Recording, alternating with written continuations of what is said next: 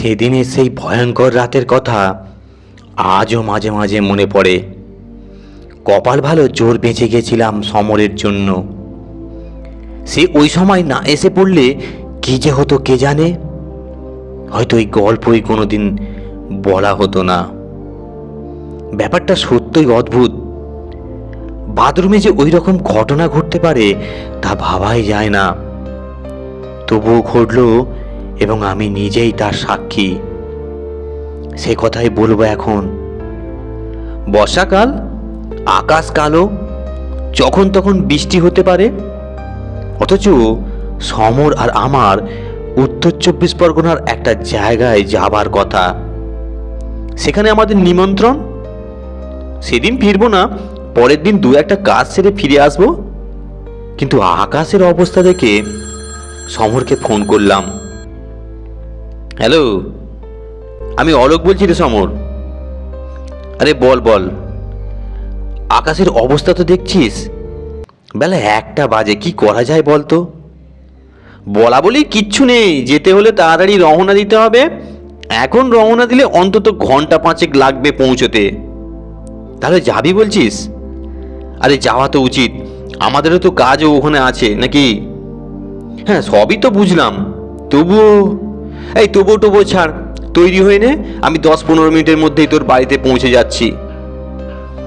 ঠিক আছে, তবে ভেবে দেখ সমর, ওখানে পৌঁছতে কিন্তু সন্ধে হয়ে যাবে। তারপরে বেশ কিছুটা রাস্তা হাঁটতে হবে মেঠো পথ ধরে। বৃষ্টি হলে কিন্তু হাঁটা মুশকিল হবে। আরে হোক মুশকিল, তবুও তো যেতে হবে। তো চল চল। কাঁটায় কাঁটায় বেলা 1:30টার সময় সমর আমার বাড়িতে এলো। প্যান্ট শার্ট পরে আমি তৈরিই ছিলাম। কলিং বেল বাজতেই নিচে নেমে এলাম। সমর আমাকে দেখেই বলল, কিভাবে যাবি ঠিক করেছিস? শিয়ালদা থেকে ট্রেনে যাব। তাহলে গোলপাক থেকে তো ট্যাক্সি ধরতে হবে নাকি? হ্যাঁ, ওখান থেকে ট্যাক্সি ধরে যাব, চল। শিয়ালদা স্টেশন, লোকে লোকারণ্য। কি ব্যাপার, প্রায় ঘন্টা 3 ট্রেন আসছে না। আমরা যেদিকে যাব সেদিকে কি একটা গোলমাল হয়েছে নাকি? আমি সমরের মুখের দিকে তাকালাম। সমর বলল, চল তো একবার এনকোয়ারিতে। আমি বললাম, এনকোয়ারিতে খোঁজ নিয়ে কিচ্ছু লাভ হবে কি?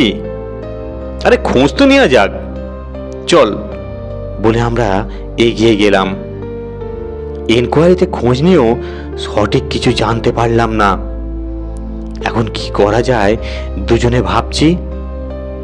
হঠাৎ সমর বলল, বাইরে যাবার ব্যাপারে তুই আমতা আমতা করছিলিস, না আসলেই ভালো হতো। এখন মনে হচ্ছে বাড়ি ফিরে যেতে হবে।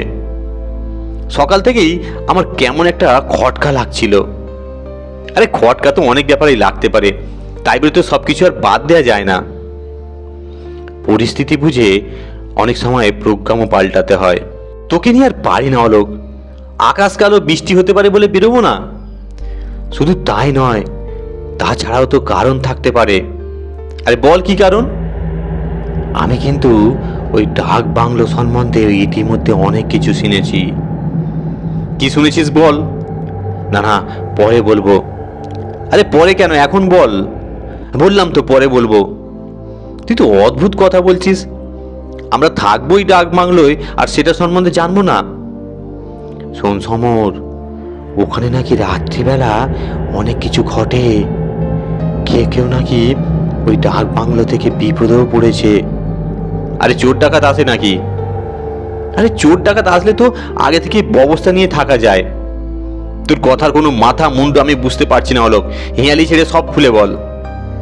তবে শোন, রাত্রিরে ওখানে নাকি বেতাত্মা আসে। আহ আহ আহ আহ হো হো করে হেসে উঠল সমর। তারপর আমার মুখের দিকে তাকিয়ে বলল, তুই দেখালি বটে। এ যুগে ছেলের মুখে এই কথা আর কাউকে বলিস না যেন। বললে কি হবে, মান সম্মান চলে যাবে। লোকে হাসবে আর তোকে ভিতুরাম বলবে। আরে বলুক গেন, ব্যাপারটা যখন কানে এসেছে তখন সাবধান হওয়া দরকার। কিভাবে সাবধান হবি? এখন সেটাই তো ভাবছি। তোর আর ভাবার কি আছে? তুই একে ব্রাহ্মণ, তার উপর অষ্টম গর্ভের সন্তান। তোর কাছে তো ভূতটুত আসতেই পারবে না। কথাটা বলে সমর জোর হাসতে লাগলো। ঠাট্টা করছিস? আরে ঠাট্টা করছি না, ভাবছি তোর কথা। ভাব ভাব, যত পারিস ভাব, তাতে আমার কিছু এসে যাবে না। সমর কি একটা বলতে যাচ্ছিল, হঠাৎ সেই সময় ঘোষণা হলো আমাদের ট্রেন আসছে। কথা বন্ধ করে প্ল্যাটফর্মের দিকে এগিয়ে গেলাম আমরা। প্রচুর যাত্রী অপেক্ষা করছিল। ট্রেনে উঠে তাই চিড়ে চ্যাপ্টা হয়ে গেলাম। গন্তব্যস্থানে নেমে আগে আমরা গেলাম নিমন্ত্রণ বাড়িতে। খাওয়া দাওয়া শেষ হলে জিজ্ঞেস করলাম, সরোজ, আমাদের থাকার ব্যবস্থা কি ওই ডাক বাংলোয় হয়েছে? সরোজ বলল, হ্যাঁ, তুমিই তো বলেছো কারো বাড়িতে থাকবে না, তাই ডাক বাংলোয় থাকবে। বলেছিলাম ঠিকই, তবে আমার কথা শেষ হবার আগেই সমর বলে উঠল, অলোক শুনেছে ওখানে নাকি রাত্রিরে ভূত পেতনির বল ড্যান্স করে। সরোজ বলল, কথাটা মিথ্যে নয়, ওই বাংলোর একটু বদনাম আছে। আমিও শুনেছি। সমর বলল, তুমি এসব বিশ্বাস করো নাকি? বিশ্বাস করলে কি তোমাদের জন্য বুক করতাম? তবে অলোক বিশ্বাস করে। এই তুই থাম, ধমকে উঠলাম। তখন থেকে শুধু ঠাট্টা করছিস আর জ্ঞান দিচ্ছিস, একবার বিপদে পড়লে টের পাবি। সত্যি আমি ভূত দেখতে চাই রে, ব্যাপারটা বেশ মজার হবে। কি বলো সরোজ? তোমার নাম তাহলে গিনিজ বুকে উঠে যাবে। সরোজকে আমি জিজ্ঞাসা করলাম, তোমার বাড়ি থেকে ডাক বাংলো কত দূর? তা প্রায় 2 কিলোমিটার। তাহলে দেরি না করে বেরিয়ে পড়া যাক, তোমাকে আবার বাড়ি ফিরে আসতে হবে। সরোজের বাড়ি থেকে আমরা 3 জন, মানে সমর, সরোজ আর আমি বেরিয়ে পড়লাম। রাত তখন 9টা। পাড়াগাঁয়ের রাস্তা এবড়ো খেবড়ো। গ্রামে ইলেকট্রিসিটি এলেও রাস্তায় আলো নেই। দুদিকে নানা রকম গাছগাছালি, চতুর্দিকেই অন্ধকার, অন্ধকার আর অন্ধকার। প্রত্যেকের হাতে টর্চ থাকলেও অন্ধকারের পর্দা ঠেলে আস্তে আস্তে এগোচ্ছি আমরা।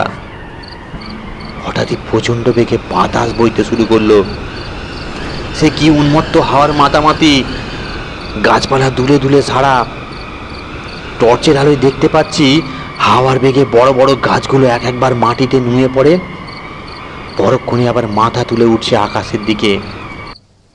দেখতে দেখতে বৃষ্টি এলো, আকাশ চেরা চোখ ধাঁধানো বিদ্যুৎ সঙ্গে নিয়ে। এই অবস্থায় অন্ধকার মেঠো রাস্তায় জলা দায়, তবুও হাঁটি হাঁটি পা পা করে চলেছি আমরা। যেতে যেতে সমর বলল, অলোকের কথায় শেষ পর্যন্ত মিলে যেতে পারে। জানি না আরও কোনো ঝামেলা আমাদের জন্য অপেক্ষা করছে কিনা। শেষ পর্যন্ত রাত 11টায় আমরা এসে পৌঁছালাম ডাক বাংলোয়। কেয়ারটেকার নাসিকা গর্জন করে ঘুমোচ্ছিল, তাকে ডেকে তুলে দিল সরোজ।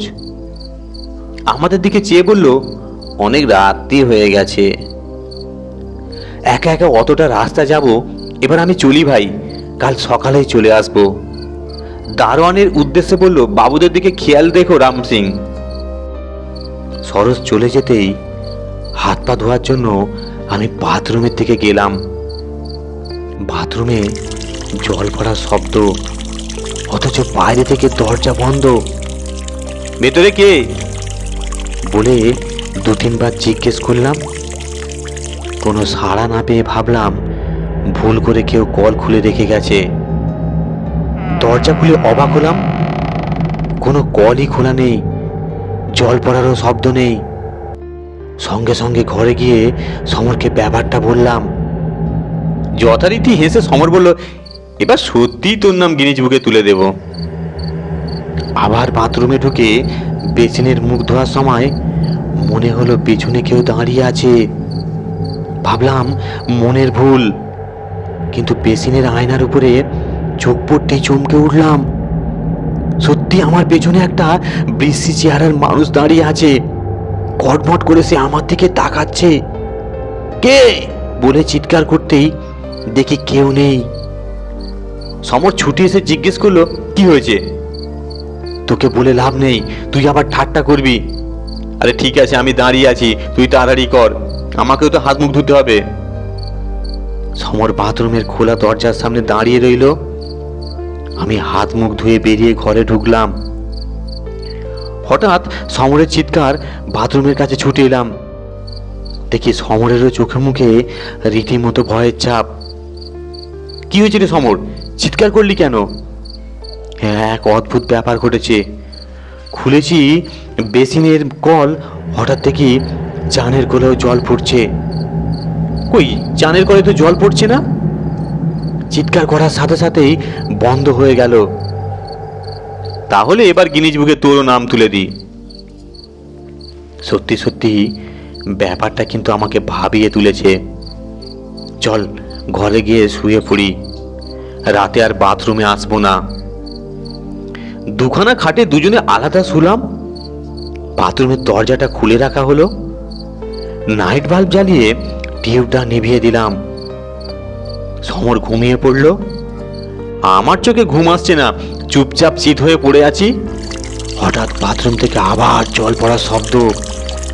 যা বোঝার তো আগেই বুঝে গেছি, তাই সমর ঘুমোচ্ছে ঘুমুক। আমি আর উঠলাম না, কিন্তু ঘুমও আর আসছে না। বেশ কিছুক্ষণ পরে তন্দার মতো এসেছে। এমন সময় দেখি জানালার পর্দা খুব জোরে জোরে উঠছে। উঠে জানালার কাছে গিয়ে দেখি জোরে বাতাস হাওয়া তো দূরের কথা, গাছের একটাও পাতা নড়ছে না। ভাবলাম সারা রাত জেগেই কাটায়, কিন্তু একটু ঘুমিয়ে পড়লাম। হঠাৎ ঘরের মধ্যে ধপ ধপ করে পায়ের শব্দে আমার ঘুম ভেঙে গেল। এবার খুবই ভয় পেয়ে গেলাম। যেদিক থেকে শব্দ ভেসে আসছিল সেদিকেই তাকাতে আমার সারা দেহের রক্ত হিম হয়ে গেল। দুটি নারী পুরুষ ধস্তাধস্তি করছে, দুজনের চোখই করমচার মতো লাল। পুরুষ মানুষটি মহিলার গলা টিপে ধরতে যাচ্ছে, সে হাত দিয়ে বাঁধা দিচ্ছে। তারপর দুজনেই আমার দিকে তাকালো।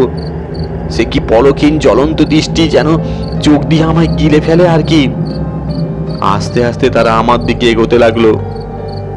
সারা দেহ আমার যেন অবশ হয়ে আসছে, বুকটা ধড়ফড় করছে, হার্ট ফেল করার মতো তখন অবস্থা আমার।